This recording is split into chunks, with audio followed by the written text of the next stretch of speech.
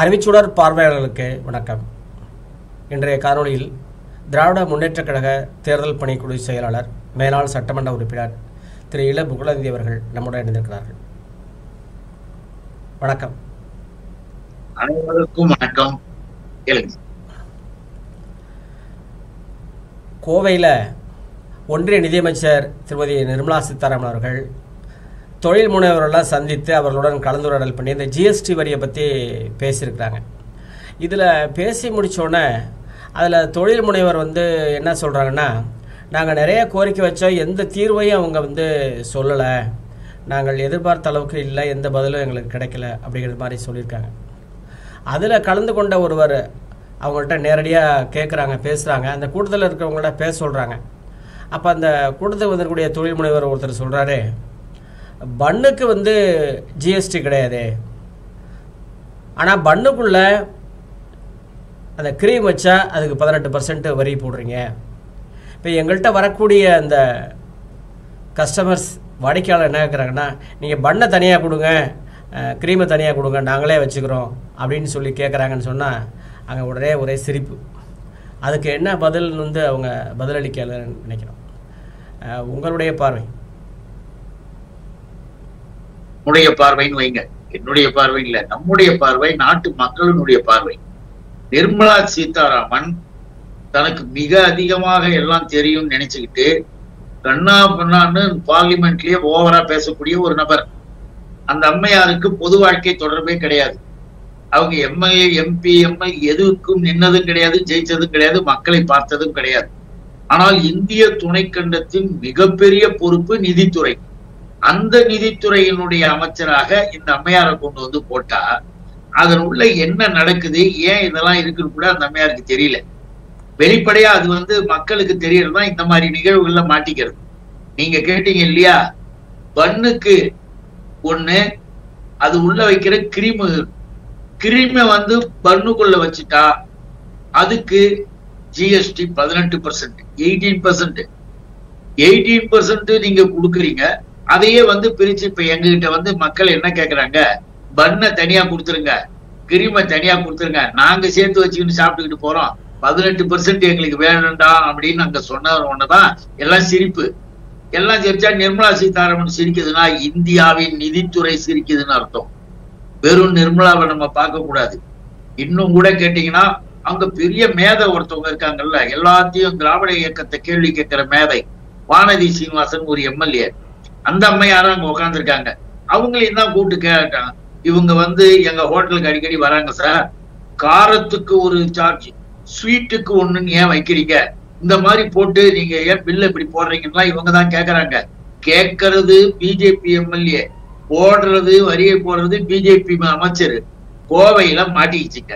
அங்க தொழில் முனைவோர்கள் அனைவரும் வெரி கிளவரான கொஸ்டின்ஸை போட்டு இதுக்கெல்லாம் என்னங்க பதில், தயவு செய்து இந்த ஜிஎஸ்டி மூலமாக ஏழை எளிய மக்கள் எல்லாம் பாதிக்கக்கூடிய அளவிற்கு மிக மோசமாக இருக்கு, அதுக்கு எங்களுக்கு ஒரு முடிவு தாருங்க.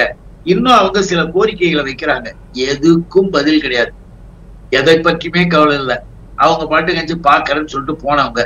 வானதி எல்லாம் என்ன பண்ணணும், இங்க கேள்வி கேட்கறவங்க அங்க கேட்கணும், ஜபார் எங்க அமைச்சர்கிட்டயே நாங்க கேட்டு அதை நான் வாங்கி கொடுத்துருக்கிறேன் அப்படின்னு நாளைக்கு ஓட்டு கேட்கவா?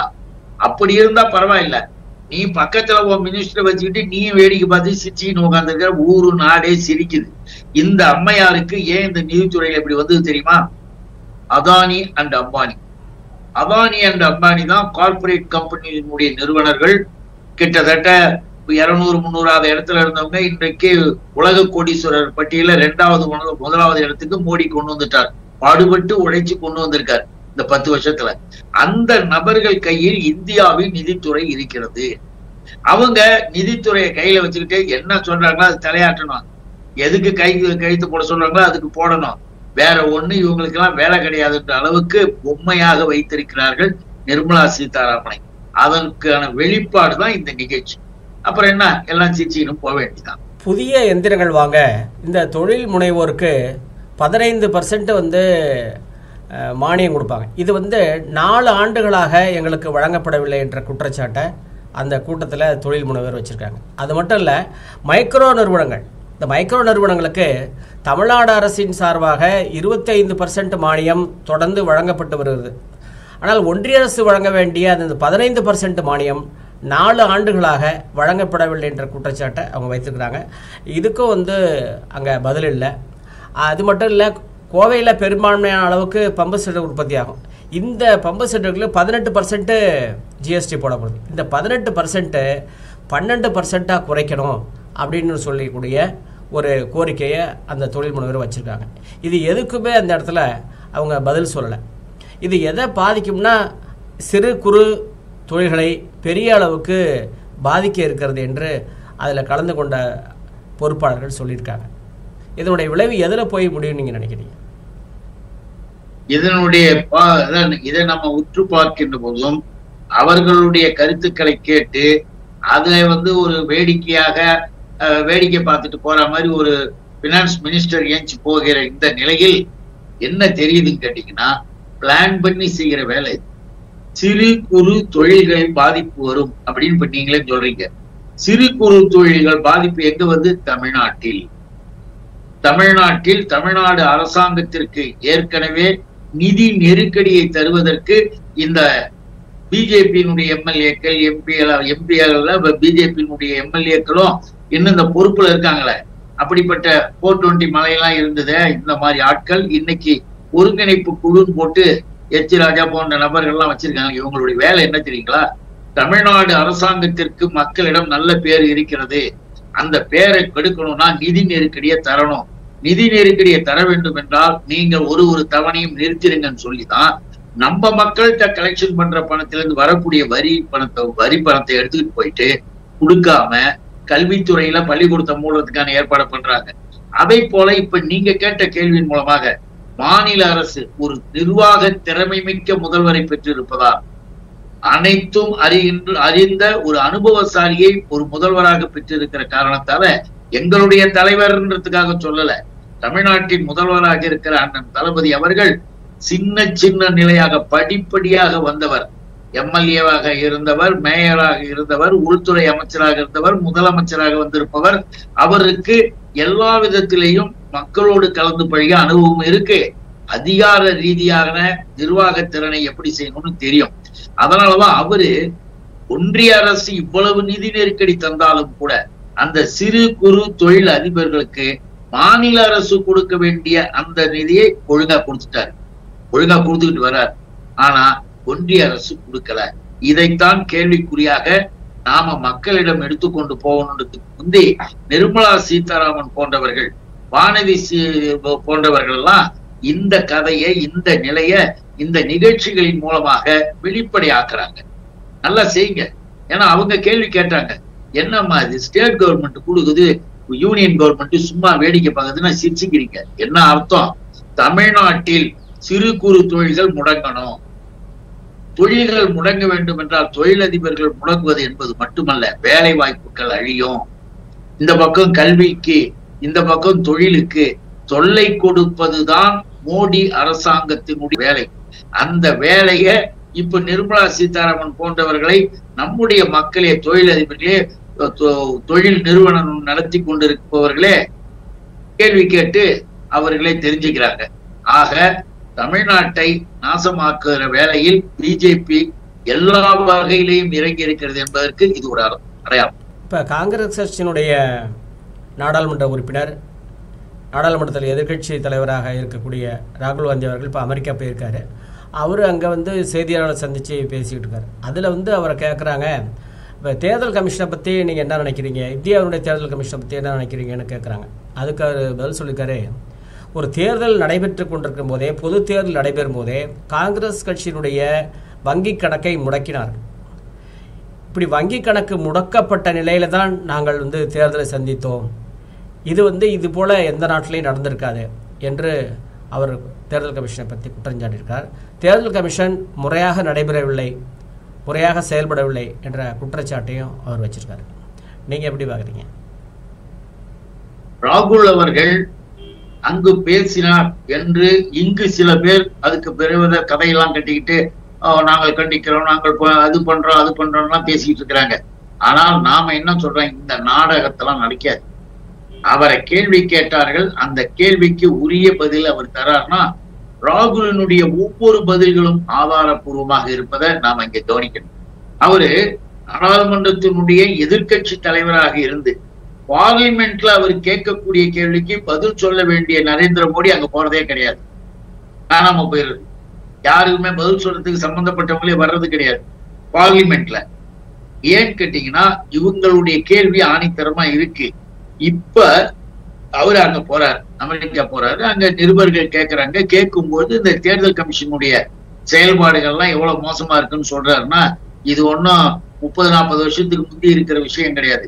இன்றைக்கு உலகத்தில் ஒரு நிமிடத்துல 5 நிமிஷத்துல நாம செய்யற அரசாங்கம் செய்யற வேலையாக இருந்தாலும் எதுவாக இருந்தாலும் உடனடியாக பரவிடும். உடனடியா எல்லாரும் பார்ப்பாங்க, எல்லாரும் கேட்பாங்க அறிவியல் வளர்ச்சி. இந்த அறிவியல் வளர்ச்சி என்பதை பிஜேபி என்னைக்குமே ஒத்துக்கிறது கிடையாது. அறிவியல் வளர்ச்சி வந்ததன் காரணமாக இன்னைக்கு எல்லாமே இருக்கு. அதனால தேர்தல் கமிஷனை பத்தி அங்க கேட்டாங்க. அவர் சொல்றார். அவர் சொல்வதில் எந்த விதமான தவறும் இருப்பதாக நான் கருதவில்லை. அதை தவறுன்னு சொல்றவங்க தான் தவறான. ஒரு அவதூறு குற்றச்சாட்டுக்காக என் மேல வழக்கு போட்டு நாடாளுமன்றத்துக்குள்ள வரக்கூடாதுன்னு சொல்லி எம்பி பதவியை பறிக்கக்கூடிய அளவுக்கு அவங்க போனாங்க. பல ஆண்டுகள் சிறை தண்டனை வழங்கி எம்பி பதவியை பறித்தார்கள். இது போன்ற ஒரு நிலை எந்த நாட்டிலே நடந்திருக்காது என்று சொல்கிறார். அவர் நாடாளுமன்றத்துக்குள்ளே விடக்கூடாது என்று முடிவு பண்ணி அந்த செய்த செயலை அவர் இன்னைக்கு வெளிப்படுத்தியிருக்கிறார். இதன் மூலமாக இந்தியாவில் இருக்கக்கூடிய ஆளுங்கட்சியை பற்றி வெளிநாட்டுக்காரங்க என்ன நினைப்பாங்க? இப்ப வெளிநாட்டுக்காரர்கள் என்ன நினைப்பார்கள் என்ற கேள்விய இன்னைக்கு சில பேர் கேட்டுக்கிட்டு இருக்கிறத நீங்க நினைவுபடுத்துறீங்க. வேற ஒண்ணும் கிடையாது. அவர் மிக தெளிவாக இப்ப சைனாவை பத்தி சொல்லும் போது கூட தெளிவா சொல்லிட்டாரு. கிட்டத்தட்ட 4000 சதுர கிலோமீட்டருக்கு மேல அவன் சைனாக்காரன் எங்க நாட்டுல லாகூர் பக்கத்துல உட்காந்துருக்கான். உட்காந்துக்கிட்டு அவங்க இருக்கிறான். அந்த இடத்தையும் வேடிக்கை பார்த்து கொண்டு எங்க நாட்டுல எங்க அரசாங்கம் இருக்குன்றதே நான் ரொம்ப வருத்தப்படுறேன். இதுக்கான உரிய நடவடிக்கையை எடுக்கணும். உங்க நாட்டுல அப்படியே கேட்டார், அமெரிக்காவே கேட்டார், உங்க நாட்டுல வெளியில் வேறொரு நாட்டுக்காரர்கள் இப்படி ஒரு இடத்தை பிடித்து கொண்டு உட்கார்ந்துருந்தா சும்மா இருப்பீங்களா? ஆனா எங்க இந்தியாவில இப்ப இருக்கிற கவர்மெண்ட் சும்மா உட்கார்ந்து இருக்கு அப்படின்ட்டு ஒரு அற்புதமான ஒரு வாதத்தை அவர்களுடைய கேட்கும் போது அவர் எடுத்து வச்சது தப்பு இல்லை. ஏன்னா அது இன்னைய பிரச்சனை இல்ல. இது 1 வருஷம் 3-4 வருஷமாக எல்லா இடத்திலையும் பேசப்படுற பிரச்சனையை நினைவுபடுத்திருக்கார். புதுசா போய் சொல்லல. புதுசா போய் சொல்றதுன்னா யார் சொல்லுவாங்க தெரியுமா? மிஸ்டர் நரேந்திர மோடி. இந்த தடவை மைனாரிட்டி கவர்மெண்ட், அதனால கொஞ்சம் அடக்கமா சிலதெல்லாம் இழுத்துக்குது. ஆனா இதற்கு முந்தி முதல் பிரைம் மினிஸ்டர் ஆனார்ல, இங்க இருந்து எங்க போனார் தெரியுமா? South Korea. உலக நாடுகள் எல்லாத்தையும் மேப் எடுத்து வச்சுக்கிட்டு இந்த மேப்ல எந்தெந்த நாடுக்கு இந்தியாவில இருந்து போகல லிஸ்ட் எடுங்க, நான் போயிட்டு வரேன். உல்லாச பயணம் போற மாதிரி அது ஒரு சாதனையா. 40 ஆண்டுகளாக இந்தியாவில இருந்து யாரும் போல, இவர் போயிட்டு வந்தாருமா? நடந்து போனார இல்ல உருண்டுகிட்டு போனார? 8600 கோடியில இந்திய துணைக்கண்டத்தின் ஒரு பிரைம் மினிஸ்டர் இதுவரைக்கும் கிடையாது. 8600 கோடியில ஒரு பிளைட்டா, அது பறக்கின்ற 5 ஸ்டார் ஹோட்டலாம். அதுல இவர் தனி மனிதனா உட்காந்துக்கிட்டு போயிட்டு பாருங்க. 40 வருஷமா போறீங்க இந்தியாவில இருந்து. ஆனா இவர் போயிட்டார். எதுக்கு போனாரு? அங்க போய் 2 நாள் நல்லா ஜம்முன்னு ஜாலியா இருந்துட்டு திரும்பி வந்தார். இதையெல்லாம் சாதனை என்று சொல்லுகிற இந்த நபர்கள் சவுத் கொரியாவுக்கு நரேந்திர மோடி போய் அங்க என்ன பண்ணார் தெரியுங்களா? சவுத் கொரியாவில சொல்றார், அந்த வார்த்தையை நீங்க மறந்துருக்க கூடாது, எல்லாரும் தெரிஞ்சுக்கணும்காக சொல்றேன். ஒரு பேட்டி அங்க எடுக்கும்போது சொல்றார், நான் பிரைம் மினிஸ்டராக வருவதற்கு முன்பு வரை இந்தியனாக பிறப்பதே பாவம், பாவம் பண்ணியவர்கள் தான் இந்தியர்களாக பிறப்பார்கள் என்ற நிலை இருந்தது. நான் வந்துதான் அதை மாற்றினேன். சொன்னது யாரு? மிஸ்டர் நரேந்திர மோடி. யார் அவரு? கடவுளின் அவதான். ஒரு ஆணுக்கும் பெண்ணுக்கெல்லாம் பிறக்கல. கடவுள் அப்படியே அவரை கொண்டாந்து நீங்க விட்டுட்டாரு. கடவுள் தான் அவருக்கு அந்த புத்தியெல்லாம் கொடுத்திருக்காருன்னு அவரே சொல்லிக்குவாரு. ராகுல் காந்தி மேலும் எப்படி இந்தியாவுடைய தேர்தல் பரப்புரையின் போது அவர் சொன்னார்ல, நாங்கள் ஆட்சிக்கு வந்தால் கட்டாயமாக இந்த சாதிவாரி கணக்கெடுப்பை நடத்துவோம். அதையே அமெரிக்காவிலையும் வலியுறுத்தி பேசி இந்திய நாட்டில் ஓபிசி, அட்டவணை இனத்தவர், பழங்குடி இனத்தவர் இவர்கள் அனைவருக்கும் அதிகாரத்தில் பங்கு இருக்கிறதா இல்லையா என்பதை அறிந்து கொள்வதற்காக சாதி வாரி கணக்கெடுப்பு கட்டாயம் தேவை என்று வலியுறுத்துகிறார். இங்கேயும் இந்தியாவிலையும் தொடர்ந்து சொல்லிக்கிட்டு இருக்காரு. இப்போ வெளிநாட்டிலையும் போய் அவர் சொல்கிறதே, இந்திய நாட்டில் இதுவரைக்கும் அதிகாரத்தில் பெரும்பாலும் பங்கு பெறாத ஓபிசி, அட்டவணை இனத்தவர், மலைவாழ் மக்கள் இவர்களுக்கு அதிகாரத்தில் பங்களிக்க வேண்டும், எல்லா பொறுப்புகளிலும் வாய்ப்பளிக்க வேண்டும் என்பதில் அவருக்கு ஒரு பெரிய அக்கறை இருக்கிறது என்பதை வெளிச்சம் போட்டு வெளிநாட்டிலும் போய் காட்டுகிறார் என்பது இங்கே இருக்கக்கூடிய இந்த மக்களுக்கு, இப்போ ஓபிசி மக்களுக்கு, அட்டவணை இனத்தவருக்கு, பழங்குடி மக்களுக்கு ஒரு பெரிய நம்பிக்கையையும் ஒரு பாதுகாப்பையும் உணர்வையும் தருவதாக கருதுகிறார்கள். உங்களுடைய கருத்து? இந்தியாவினுடைய பிரைம் மினிஸ்டராக, பிரதமராக வருவதற்கு 100% தகுதி உடையவராக ராகுலை நாம பார்க்கிறோம். ராகுல் காந்தி உட்கார்வாரே ஆனால் சமூக நீதி உட்கார். ராகுல் காந்தி அங்கு நிர்வாகத்திலே தலைமை பொறுப்பை ஏற்றால் பெண்ணுரிமை ஏற்படும். ராகுல் காந்தியினுடைய ஆட்சி அதிகாரங்கள் எப்படி இருக்கும் என்பதற்கு அவருடைய இந்த சுற்றுப்பயணங்களே ஒரு பெரிய எடுத்துக்காட்டாக இருக்கு. ஏன்னா எல்லா இடத்திலும் மனம் திறந்து அவர் பேசுறார். பேசுகின்ற பொழுது அவர் எதை பற்றியும் பயப்படவும் இல்லை, எதை பற்றி கவலைப்படவும் இல்லை. அதே நேரத்தில் சரியான கருத்தை அழுத்தமாக பதிவு செய்கிறார். அப்படி பதிவு செய்த இவர்கள் இங்கு தேவையில்லாத அரசியல் பார்வை பார்த்துக்கிட்டு கத்திக்கிட்டு இருக்கிறாங்க. அதனாலதான் அவர் அயல் நாடுகள்ல இன்றைக்கு வெளியுறவு கொள்கை பற்றி பங்களாதேஷ்ல நடந்த அந்த நிகழ்வுகள், இந்தியா அதுல என்னென்ன பங்கெடுத்தது, இன்னைக்கு இந்தியாவை சுற்றி இருக்கிற நாடுகளில் இந்தியாவிற்கு நட்புறவாக இருந்த நாடுகளை கூட மாற்றி இருப்பது மிஸ்டர் நரேந்திர மோடியினுடைய கவர்மெண்ட் என்ற கருத்துக்கள் எல்லாம் அங்கே வெளியில வந்திருக்கு. அதனாலதான் அவருடைய செயல்பாடுகள் என்பது இந்தியாவிற்கு இப்படிப்பட்ட ஒருவர் தலைமைக்கு வந்தால் இந்தியா நன்றாக இருக்கும் என்பதை மிக தெளிவாக இந்த பயணத்தின் மூலமாக அவர் உலகத்திற்கே எடுத்து காட்டியிருக்கிறார் என்று நான் கருதுகிறேன். அதை நம்முடைய முதல்வர் தலைவர் தளபதி அவர்கள் ஏற்கனவே ராகுலினுடைய அந்த சிறந்த பார்வையும் சிறந்த கருத்தாளுமையும் அதுல எல்லோருக்கும் எல்லாம் அனைவருக்கும் அனைத்தும் என்கிற திராவிட சிந்தனை இருப்பதையும் எங்களுடைய தலைவர் தமிழக முதல்வர் அண்ணன் தளபதியே பல முறை சொல்லியிருக்கார். G7 மாநாடு ஒன்று நடத்தினார் மோடி. அதுக்கு யார் வந்தது? ஜோ பைடன் வந்தார்ல, யுஎஸ்ஏ பிரசிடென்ட் ஜோ பைடன் வந்தார். இங்க மாநாடு முடிச்ச உடனே பேட்டி கொடுக்கல. பேட்டி கொடுக்கறதுக்கு இவங்க அதுக்கான இல்ல டைம் இல்ல அது இல்லைன்னு அனுப்பிச்சு விட்டாங்க. ஏன்னா இங்க ஏதாவது சொல்ல போறான்னு நினைச்சாங்களா இன்னும் தெரியல. ஜோ பைடன் போய் வியட்நாம்ல பிரஸ் மீட், வியட்நாம் பிரஸ் மீட்ல மிக தெளிவாக அவர் சொன்னது, மனித உரிமைகள் மீறப்பட்டிருக்கின்றன. அது மட்டுமல்ல, இதான் முக்கியமானது, மனித உரிமைகள் அங்கே மீறப்பட்டிருப்பதையே நாங்க பார்த்தோம். மைனாரிட்டிகள் பாதிக்கப்படுகிறார்கள், மைனாரிட்டிகளுக்கு உரிய சலுகைகள் அங்கு இல்ல சொன்னது ஜோ பைடன். சொல்லிய இடம் வியட்நாம். எந்த இடத்தை பத்தி சொல்றாரு? G7 மாநாடு நடத்திய இந்திய துணைக்கண்டத்தை பத்தி சொல்றாரு. அதுக்கு என்ன நரேந்திர மோடி பேசுறாரு? ராகுல் சரியான கருத்துக்களை அங்க சொல்லிட்டு வர்றதுக்கு இவ்வளவு குதிக்கிறாங்களே. அன்னைக்கு அமெரிக்காவுடைய பிரசிடென்ட் சொல்லிட்டு போறார், என்ன மறுத்த? ஒண்ணும் இல்ல. அண்மையில தமிழ்நாடு ஆளுநர் RN ரவி பேசும்போதே கிறிஸ்தவ மிஷனரிகளுடன் ஆங்கிலேய அரசு சேர்ந்து கொண்டு இந்திய அடையாளத்தை அழித்து விட்டது என்ற ஒரு குற்றச்சாட்டை வைத்திருக்கிறார். அது மைனாரிட்டிகளுடைய பார்த்து இந்த குற்றச்சாட்டை வைத்திருக்கிறார். இதற்கு பல கண்டனங்கள் தமிழ்நாட்டில் இருந்து வருகிறது. உங்களுடைய பார்வை? என்னுடைய பார்வையில் என்னன்னா, RN ரவி என்பது RSS ரவி. கவர்னருடைய வேலை என்ன? அந்த வேலையெல்லாம் பார்க்கறது இல்லை. ஒரு அரசியல் கட்சியினுடைய தலைவர்களாக வந்திருக்கிற மாநில தலைவர் மாதிரி ஒரு இஷ்டத்துக்கு ஒரு கருத்தை பேசுறது போறது. இவர்களுக்கு உண்மையிலேயே இந்த RN ரவி என்பவர் நபருக்கு நாட்டின் மீது அக்கறையோ இல்ல உண்மையான செயல்பாடுகள் இருக்குமையானால் மற்றவர்களை மதிக்கணும்னு நினைச்சா, தேசிய கீதம் போடுறதுக்கு முந்தைய சட்டமன்றத்தில் ஏஞ்சி ஓடியவர் தான் இந்த RSS ரவி. இந்த ஆளுங்களுக்கு தேசிய கீதமும் பிடிக்காது, இந்த தேசிய கொடி இருக்குது அந்த கொடியும் இவனுங்களுக்கு பிடிக்காது. ஸ்வஸ்திக் சின்னம் போட்ட ஹிட்லர் கொடியை தூக்கிட்டு போற ஆட்கள் தான் RSS ரவியின் கூட்டம். இந்த ஹிட்லரிசத்தில இருக்கக்கூடிய இந்த ரவி இன்னைக்கு இப்படிப்பட்ட கருத்துக்கள் எல்லாம் எடுத்து அப்படியே சொல்லிட்டு இருக்கிறார். இது என்னாச்சு, அது என்னாச்சு, இப்படி என்னாச்சுன்னு. ஆனால் ஒண்ணு, எந்த சூழ்நிலையிலும் எந்த காரணத்திலும் RSS ரவியினுடைய வாயிலிருந்து வெளியே வருகின்ற வார்த்தைகள் ஒட்டுமொத்தமாக தமிழுக்கும் தமிழர்களுக்கும் விரோதமாக இருக்கும். அதை நம்ம முதல்ல புரிஞ்சுக்கணும். இப்போ இதுகாரம் தன்னுடைய நேரத்தை ஒதுக்கி தனது கருத்துக்களை பெயர்ந்தமைக்கு நன்றி. வணக்கம். நன்றி, வணக்கம். நல்ல கேள்வி.